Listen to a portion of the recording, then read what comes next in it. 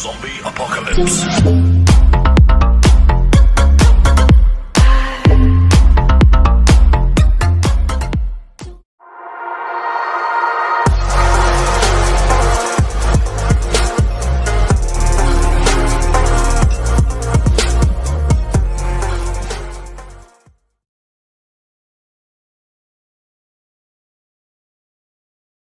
O episódio Afanador de Gasolina The Gas Bandit, do Pica-Pau, é o último episódio da fase Pica-Pau Biruta. Depois dele, começou a fase do Pica-Pau Light, mais fofinho. O motivo dessa mudança foi a pressão que muitos pais dos Estados Unidos fizeram sobre os estúdios Universal. O Pica-Pau Biruta era considerado uma apologia às drogas, além de ter provocado inúmeros casos de pesadelos entre crianças. Mas o criador do personagem, Walter Lantz, não concordou prontamente com a mudança.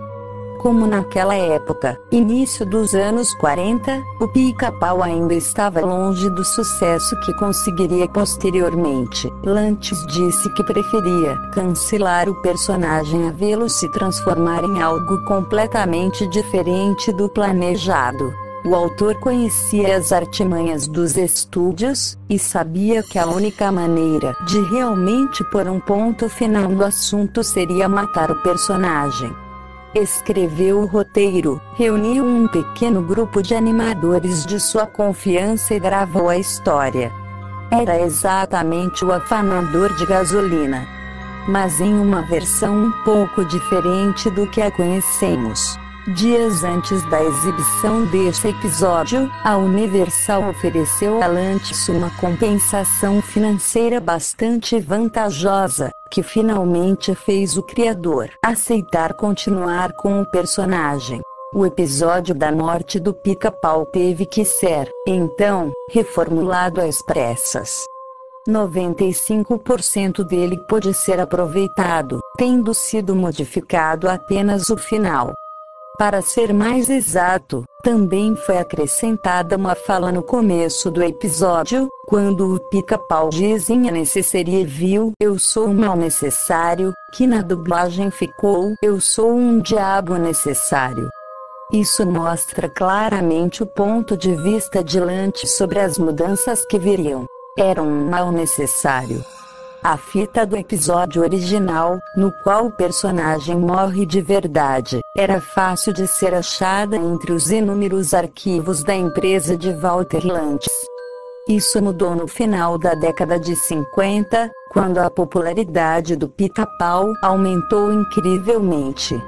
O criador resolveu então escondê-la, por saber como ela poderia ser frustrante para os fãs. Em meados dos anos 90, um grupo de estagiários foi convocado para vasculhar os antigos arquivos dos estúdios de Walter Lantz. O objetivo era achar algumas animações raras e fazer um VHS comemorativo com elas. Uma das fitas encontradas era a do episódio cancelado. Após assistirem, 6 dos estagiários pediram desligamento do projeto, assustados e decepcionados com o que viram. Os outros a encaminharam para o coordenador, que imediatamente guardou a fita para si e pediu que todos esquecessem aquela bobagem. Não se sabe o que ele fez com ela. O coordenador não sabia que um dos estagiários havia dado um jeito de gravar uma cópia precária do episódio, filmando a tela do monitor com uma câmera amadora. A gravação foi digitalizada e chegou a ser divulgada na internet. Contudo, a rede mundial ainda não tinha a agilidade de repercussão de hoje, e a empresa de Lantz conseguiu com êxito estancar a circulação do vídeo. Voltando aos roteiros. Curiosamente, na versão editada, que foi ao ar, o Pica-Pau de fato morre após uma grande explosão, virando um anjo. No entanto, isso é mostrado de uma forma leve, que, somada ao estilo nonsense do personagem, em nenhum momento despertou no público a impressão de que ele pudesse de fato ter morrido, chegado ao fim. Na versão cancelada, a sequência é diferente. Após a explosão, a câmera mostra o Pica-Pau e o policial em cima de uma pequena nuvem, um ao lado do outro, ajoelhados, olhando para a terra embaixo, chorando. Não tem asas nem auréolas. São desenhados em cores de leve transparência, que indicam serem dois espíritos.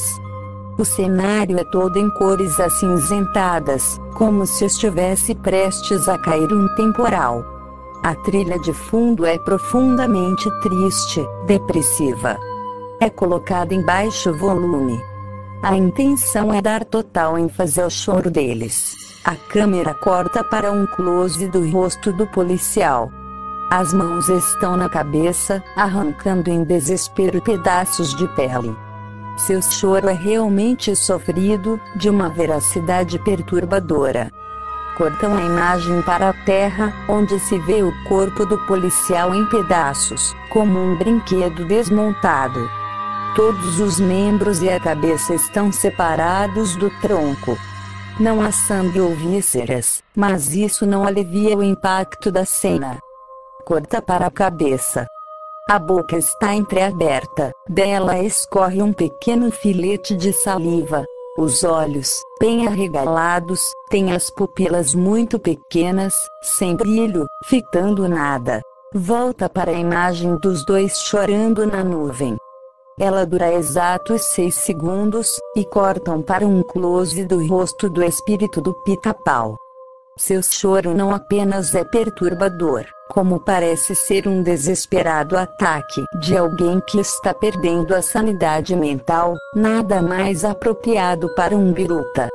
Outro ponto que chama a atenção é que a voz do choro parece ter sido feita por outra pessoa, que não o dublador original do personagem. Especula-se fortemente que seria a voz do próprio Walter Lantz. Essa hipótese, embora forte e coerente, nunca foi confirmada. Cortam para o corpo do Pica-Pau, que também está em pedaços. Em seguida, mostram a cabeça em close. Vê-se bico aberto, faltando um pedaço da ponta e com a língua para fora.